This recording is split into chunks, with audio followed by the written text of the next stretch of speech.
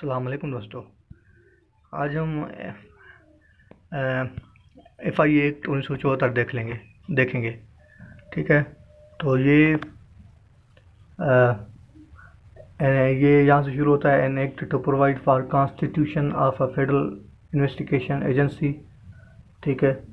ये gazette of Pakistan में 17 जनवरी 1975 को पब्लिश हुआ था। ठीक है। तो ये इसलिए इसको एक्ट नंबर 8 ऑफ 1975 कहते हैं। ठीक है। इसका वैसे 1974 का एक्ट है, लेकिन पब्लिश हुआ था 1975 में जनवरी में। ठीक है। तो इसका प्रियम्बल देख लेते हैं। प्रियम्बल यानी कि इंट्रोडक्शन या प्रीफेस।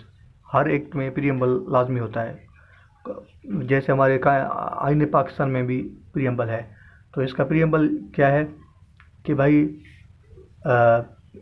जो एक्ट है ये क्या हमें करेगा कि क्या देगा भाई। It provides for investigation of certain offences. ठीक है।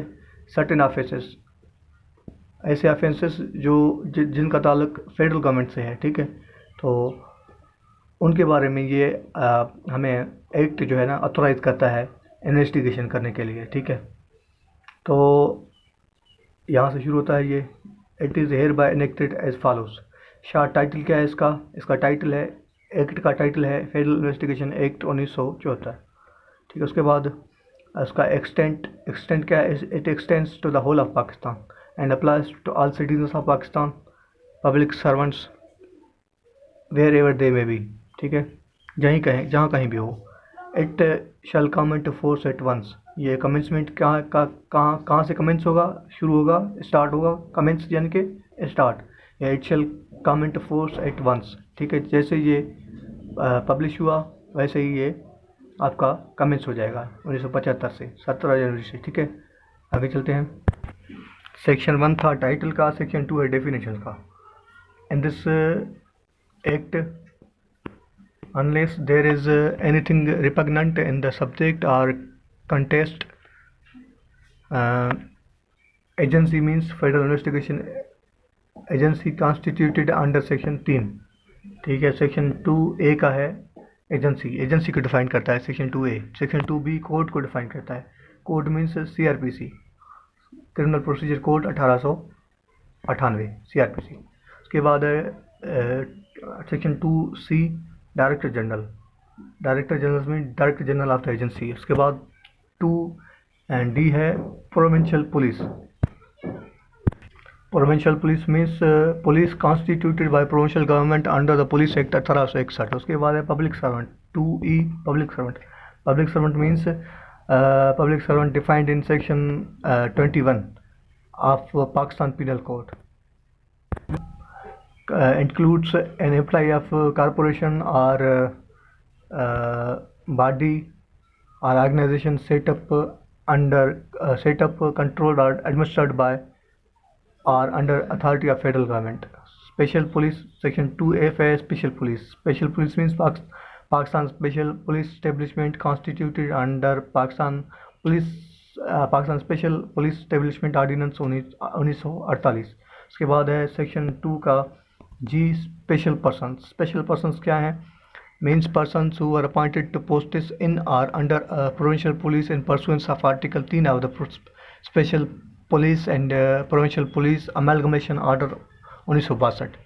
ठीक है। उसके बाद सेक्शन 2 का H है rules means rules made under this act. कोई भी एक्ट नाफिज होता है तो उसके बाद उसके साथ एक रूल्स भी होता है। ठीक है। रूल्स एक्ट के साथ होते हैं जो एम्प्लॉइज़ को या उसके अफसरान को गवर्न करते हैं, उसके सर्विसेज वगैरह को। ठीक है। तो उसके बाद सेक्शन 3 है कॉन्स्टिट्यूशन ऑफ द एजेंसी। ठीक है। ये सेक्शन 3 का 1 है। Not with standing anything content in any other law for time being in force. यानी कि बावजूद इसके कि भाई कोई भी अदर लॉ मौजूद है, उसके बावजूद ये इस एक्ट में जो भी बातें हैं वो इंडिपेंडेंटली अपना काम करेंगी। ठीक है। इस एक्ट ये एक्ट जो है वो इंडिपेंडेंट है, इसका कोई ताल्लुक दूसरे एक्ट के साथ नहीं है। अगर दूसरे एक्ट में और कोई चीज़ हो, इस एक्ट में और कोई बात हो, तो एक्ट के तहत उस पर अमल होगा, ठीक है। नॉट विथ स्टैंडिंग यानी कि बावजूद, ठीक है। ये federal government may constitute an agency to be called federal investigation agency for inquiry investigation of investigation of the offences specified in the schedule, including an attempt, conspiracy to commit and abatement of any such offence, ठीक है। तो इस act के नीचे schedule दिया गया है जो मैं आपको बाद में दिखाऊंगा अभी। तो ये जो भी इस शेड्यूल में ऑफेंसेस दिए गए हैं उनके ऊपर ये एक्ट लागू होगा, ठीक है। उसके बाद है सेक्शन 3 का 2, the agency shall consist of the director general to be appointed by federal government and federal government and such number of other officers as the federal government may from time to time appoint to be members of the agency, ठीक है। Federal government क्या करेगा, DG FIO को भी appoint करेगा और members of the agency को भी फेडरल गवर्नमेंट ऑफिसर्स अपॉइंट करेगा, उनको हम मेंबर्स करेंगे, कहीं बोलेंगे, ठीक है। DG और ऑफिसर्स, ऑफिसर को हम क्या बोलेंगे, मेंबर्स, उसको कौन अपॉइंट करेगा, फेडरल गवर्नमेंट। उसके बाद है superintendents and administration of the agency, ये सेक्शन 4 है। तो टोटल इसके 10 सेक्शन हैं, तो जल्दी में ख़त्म होने वाला है ये लेक्चर। तो superintendents of the agency shall vest in federal government, ठीक है। तो ये क्वेश्चन बार बार पूछा जाता है, सुपरिटेंडेंट्स का जो है ना वो किसके पास है, वो फेडरल गवर्नमेंट के पास है। और एडमिनिस्ट्रेशन, ये सेक्शन 4 का सबसेक्शन 2 है। The administration of the agency shall vest in director general who shall exercise in respect of the agency such of the powers of an inspector general of police under the police act 1861। DG FIA के powers किसके बराबर हैं, inspector of police, ठीक है। IG police के बराबर हैं DG FIA के पावर्स, ठीक है। उसके बाद है section 5, powers of members of the agency. अभी DG के पावर्स तो आ गए, अभी मेंबर्स के पावर्स कौन से हैं, ठीक है। DG के पावर्स IG के बराबर हैं। अभी मेंबर्स के पावर्स किसके बराबर हैं, अभी हम देखेंगे सेक्शन 5 में। Powers of the members of the agency subject to any order which the federal government may make in this behalf, the members of the agency shall for the purpose of an inquiry investigation under this act have throughout Pakistan, यानी कि पूरे पाकिस्तान में। Such powers including powers relating to search arrest of persons and seizure of the property, यानी कि जब्त करना, and such duties privileges and liabilities as the officer of the provincial police have in relation to the investigation of the offences, यानी कि investigation officer जो provincial police का होता है उसके बराबर मेंबर्स के पावर्स होंगे, सर्च के, अरेस्ट के और सीजर के, प्रिविलेजेस, ड्यूटीज़ वगैरह, यानी कि उसके बराबर होंगे, IO के बराबर, investigation officer of the provincial government. उसके बाद आगे चलते हैं। अभी आगे है भाई, subject to rules if any member of the agency not below the rank of sub inspector, ठीक है। सब इंस्पेक्टर से नीचे नहीं होना चाहिए उसका रैंक। तो सब इंस्पेक्टर क्या कर सकता है, for the purpose of inquiry investigation under this act exercise any of the powers of the officer in charge of the police station, यानी कि पुलिस स्टेशन का जो ICH होता है, इंचार्ज होता है इन एनी एरिया, उसके बराबर इसके SI के या मेंबर ऑफ द एजेंसी के जो SI सब इंस्पेक्टर के से नीचे ना हो, उसके पावर्स किसके बराबर हैं, SHO के बराबर हैं, ठीक है। So exercising such powers shall be deemed to be in incharge of the police station discharging his functions as such within the limits of station, ठीक है। ये इंचार्ज स्टेशन हाउस, ये इंचार्ज पुलिस स्टेशन के बराबर इसके powers है, ठीक है। उसके बाद है ये subsection 3, without prejudice to the generality of the provisions of subsection 1 and subsection 2, यानी कि सबसेक्शन ये 2 हो गया, उसके बाद सबसेक्शन पहले जो हमने पढ़ लिया, तो उसके विदाउट प्रेजुडिस यानी कि उनको कोई भी वो नहीं होगा, यानी कि उसके ऊपर कोई फ़र्क नहीं आएगा। Any member of the agency not below the rank of sub inspector authorise by the director general in this behalf में अरेस्ट विदाउट वारंट भी कर सकता है अरेस्ट, अगर DG उसको अथोराइज करे। Any person who has committed और against whom a reasonable suspicion exists that he is committed any of the offences refers to in refers to subsection 1 of the section 3। उसके बाद है subsection 4, for the purpose of the exercise by the members of the agency of the powers of an officer in charge of police station. Police station includes any place declared generally or specially। ये भी question बार बार आया है कि भाई police station को हम कौन से एरिया को हम पुलिस स्टेशन डिक्लेयर कर सकते हैं। ये है any place declared generally or specially by the federal government to be police station within the meaning of the code। उसके बाद है subsection 5, if in the opinion of a member of the agency conducting an investigation any property which is a subject matter of the investigation is likely to be removed, transferred or otherwise disposed of before an order of the appropriate authority for seizure is obtained, such member may by order in writing direct the owner or any person who is for time being in possession thereof not to remove, transfer or otherwise dispose of such property in any manner except with the previous permission of that member, and such order shall be subject to any order made by a court having jurisdiction in the matter।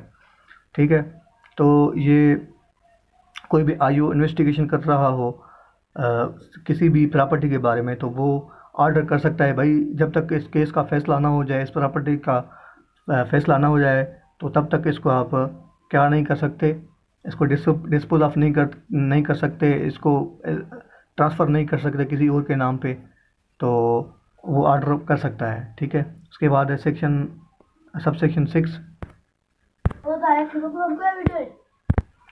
तो subsection 6 है any contravention of order made under subsection 5। तो subsection 5 हमने ये पढ़ लिया, वो जो order कर रहा था भाई जब तक किसी केस का फैसला ना हो जाए तो उसको आप डिस्पोज ऑफ नहीं कर सकते या इसको ट्रांसफ़र नहीं कर सकते, सेल नहीं कर सकते वगैरह। अगर उस ऑर्डर के होते हुए कोई भी अपनी प्रॉपर्टी ट्रांसफ़र कर देता है किसी और के नाम पे, तो उसकी पनिशमेंट क्या है? उसकी पनिशमेंट है विच में एक्सटेंड 1 ईयर। ठीक है, विथ फाइन और विथ बोथ। ठीक है, तो ये क्वेश्चन भी बार बार आता है भाई, अगर कोई सेक्शन 5 की कंट्रावेशन करता है, सबसेक्शन 5 की कंट्रावेशन करता है तो उसकी पनिशमेंट कितनी है? तो वो इसकी 1 साल और विथ फाइन और विथ बोथ। फाइन भी 1 साल सज़ा भी, फाइन भी, और दोनों भी हो सकते हैं। ठीक है, या तो फाइन होगा या तो 1 साल इम्प्रिजनमेंट होगा या दोनों होंगे। ये रिगोरस इम्प्रिजनमेंट है। ठीक है, एक रिगोरस इम्प्रिजनमेंट यानी कि उसमें जेल में काम वगैरह भी करवाते हैं। ठीक है, वहाँ पे जैसे कि पहले ज़माने में चक्की पिसवाते थे आटा तैयार कराने के लिए, अभी तो और भी यानी कि ये बेलचा वगैरह का काम होता है, तो ये दरख्त वगैरह कटवाते हैं, यानी कि रिगोरस इम्प्रिजनमेंट यानी कि वहाँ पे काम भी करवाते हैं। तो सिंपल इम्प्रिजनमेंट यानी कि बस सिंपल कैद ही करते हैं वहाँ पे जेल में। ठीक है, चलते हैं आगे। उसके बाद है सेक्शन 5A। तो ये 5A या 6A या 5B ये जो भी होते हैं वो अमेंडमेंट होते हैं बाद में लॉ में। ठीक है, ये लॉ में अमेंडमेंट करके ये 5A को डाला गया था, तो इसको हम पढ़ लेते हैं। 5A क्या है? Certain officers of the agency deemed to be public prosecutors. Public prosecutors कौन कौन से कहलवाते हैं? तो ये assistant director legal and deputy director law of the agency shall be deemed to be public prosecutors and shall be competent to institute and conduct any proceeding in cases sent up for trial by the agency in special courts। ठीक है, constituted under any law and courts subordinate to the high court। तो AD legal and DD law जो है ना वो क्या public prosecutors कहलवाएंगे। ठीक है, तो उसके बाद है आपका section 6 powers to amend the schedule. अभी शेड्यूल नीचे दिया गया है, वो आपको मैं दिखाऊंगा अभी। ठीक है, तो शेड्यूल को कौन अमेंड कर सकता है? तो फेडरल गवर्नमेंट कर सकता है by notification in the official gazette. Amend the schedule as to the any entry thereto or modify or omit any entry thereon. ठीक है, शेड्यूल को सिर्फ फेडरल गवर्नमेंट में ओमिट यानी कि मॉडिफाई कर सकता है। ठीक है, उसके बाद सेक्शन 7 डेलीगेशन ऑफ पावर्स।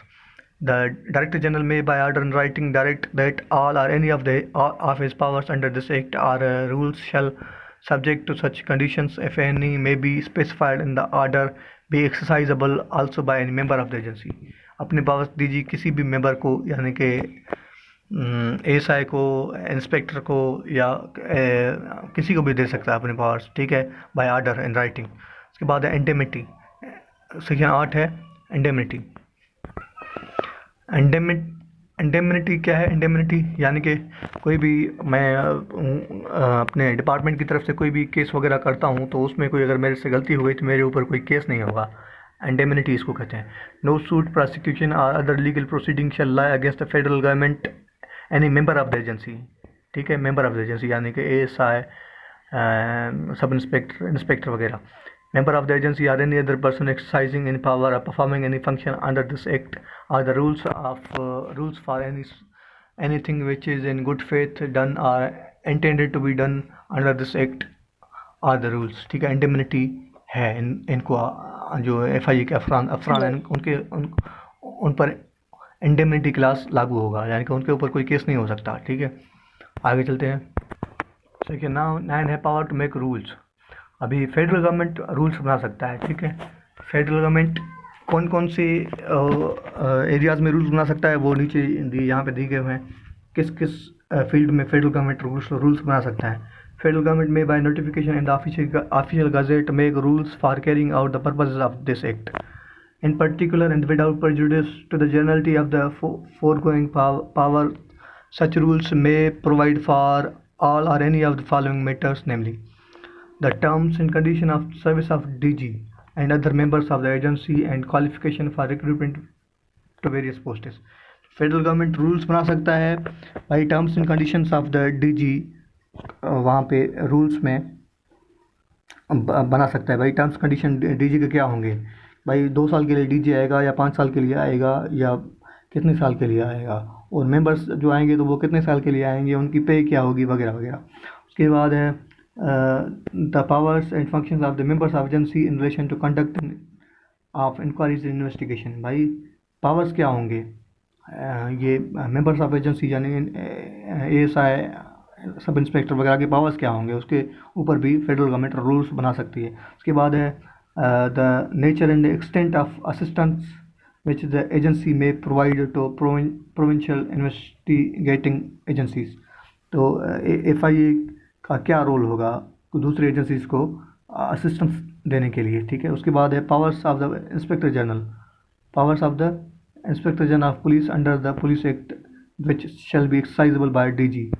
तो डीजी कौन कौन से पावर्स आईजी के एक्सरसाइज कर सकता है, तो उस हिसाब से भी प्रोविंशियल गवर्नमेंट कानून साजी यानी कि रूल्स बना सकती है प्रोविंशियल फेडरल गवर्नमेंट, सॉरी। उसके बाद है सेक्शन 9 सबसेक्शन ई, तो इसका है सबसेक्शन 2 का ई, ठीक है। सबसेक्शन 2 का ई है the manner in which rewards may be given to members of the agency or of any public for rendering commendable services, यानी कि रिवार्ड्स हम ये बार बार आया है क्वेश्चन, रिवार्ड्स किस किस को दे सकता है भाई, किस किस को रिवार्ड्स मिल सकते हैं कमेंडेबल सर्विसेज के लिए, यानी कि काबिल तारीफ सर्विसेज के लिए। तो ये मेंबर्स ऑफ द एजेंसी को भी रिवार्ड्स मिल सकते हैं और जनरल पब्लिक को भी रिवार्ड्स मिल सकते हैं, ठीक है। आगे चलते हैं। इसके बाद कोई भी एक्ट होता है तो उससे पहले भी कोई एक्ट नाफिज होता है, रिपील। सेक्शन 3 है रिपील। कोई भी एक्ट नाफिज होता है अगर उससे पहले कोई एक्ट हो तो उसको रिपील कर देता है। जैसे पहले 1900 हमारे पास 1956 का आइन था, तो उसको हमारा नया आइन आया तो उसको ओवर राइट कर लिया, यानी कि उसको कैंसिल कर दिया। तो रिपील सेक्शन 10 है रिपील। ये जो एफआईए एक्ट 1974 है वो किस किस को रिपील करेगा, ये स्पेशल पुलिस एस्टेब्लिशमेंट 1948 ने, special police and provincial police amalgamation act 1962 उसको भी रिपील करेगा। उसके बाद upon repeal of the ordinance, तो अपॉन उसके रिपील अगर हो गए तो ऑर्डिनेंस, तो उसके बाद क्या होगा, all persons who were members of the special police, यानी कि ये स्पेशल पुलिस एस्टेब्लिशमेंट पहले था ये एफआईए से पहले, तो उस वहाँ पे जो भी एम्प्लॉइज़ थे वो क्या करेंगे, immediately before before such appeal including such specified person shall stand transfer to the agency. वो वहाँ पे जो पहले अफसरान थे तो वो इधर आ जाएंगे, FIA में आ जाएंगे, ठीक है। वहाँ के अफसरान इधर FIA में आ जाएंगे और उनके terms and service entitle same terms and condition to which they were entitle before such, यानी कि वहाँ पे उनको टर्म्स कंडीशन, सैलरी वगैरह और जो भी टर्म्स एंड कंडीशन थे वो सारी सेम रहेंगी। उसके बाद an inquiry investigation pending with special police immediately before such repeal shall continue to be conducted by the agency, यानी कि वहाँ पे जो स्पेशल पुलिस में जो केसेस वगैरह चल रहे थे वो भी इधर आ जाएंगे। उसके बाद है notwithstanding repeal of the said order but subject to such subsection 4 every specified person shall continue to be appointed in or under the provincial police in or under which he was holding a post immediately before commencement of this act, ठीक है। तो वो जो provincial police में जो थे वो उधर ही रहेंगे, ठीक है। उसके बाद है on recommendation of DG and with the concurrence of the provincial government concern the federal government may direct that such of the specified persons referred in subsection 3 ये है आपका। तो as may be within 30 days of the commencement of this act express their willingness to serve in or under the agency shall be appointed to posts in such in or under agency। अगर वो willingness देते हैं कि भाई हम FIA में आना चाहते हैं तो वो FIA में आ सकते हैं, अगर वो कहते हैं मैं उधर ही अपने पुराने पोस्ट पे रहूँगा तो वो वहाँ पे रह सकते हैं। उसके बाद है सबसेक्शन 5 है, a person referred in class 1 of the subsection 2 and a person in respect of whom a direction is issued under subsection 4 shall upon repeal of the said ordinance or as the case may be the issue of such direction cease to hold a post under provincial government and provincial police concerned and shall be entitled to same terms and conditions of service to which he was entitled immediately before such a repeal or such issue of direction। तो you know upon repeal of such ordinance maybe the issue of such direction cease to hold a post in a or under the provincial concern and shall be entitled to the same terms and conditions। तो यानी कि अगर उसको provincial government कह देता है भाई अगर आप ये पोस्ट जो है ना सीज कर दें भाई, अपने सर्विसेज डिसकंटिन्यू कर लें, तो वो जिसको भी प्रोविंशियल गवर्नमेंट चाहे तो उसको क्या कर सकता है, तो वो कर सकता है भाई, आप उसको यानी कि फारिग कर सकता है, उसको कह सकता है भाई आप कुछ रिटायरमेंट वगैरह लेके अपनी सर्विसेज डिसकंटिन्यू कर लें, ठीक है। उसके बाद ये शेड्यूल है, शेड्यूल में ये ऑफेंसेस दिए गए हैं, ठीक है। ये 120B है, सबसे पहले 121 है, तो ये कंस्पिरेसी वगैरह के हिसाब से हैं। तो अगर ये आप शेड्यूल अगर आपको चाहिए तो इसके ऊपर मैं सेपरेट लेक्चर बनाऊंगा। ये भी लेक्चर तकरीबन 20-25 मिनट का बनेगा, क्योंकि हर एक सेक्शन को डिफाइन करना पड़ेगा भाई, इसकी पनिशमेंट क्या है, इसका 120 का मतलब क्या है, और ये मतलब इसका डेफिनेशन वगैरह, तो ये सारे हम देखेंगे। तो अगर आप चाहते हैं ये दूसरा मैं लेक्चर रिकॉर्ड करूँ तो आप कमेंट में बता दें। Thank you so much for watching.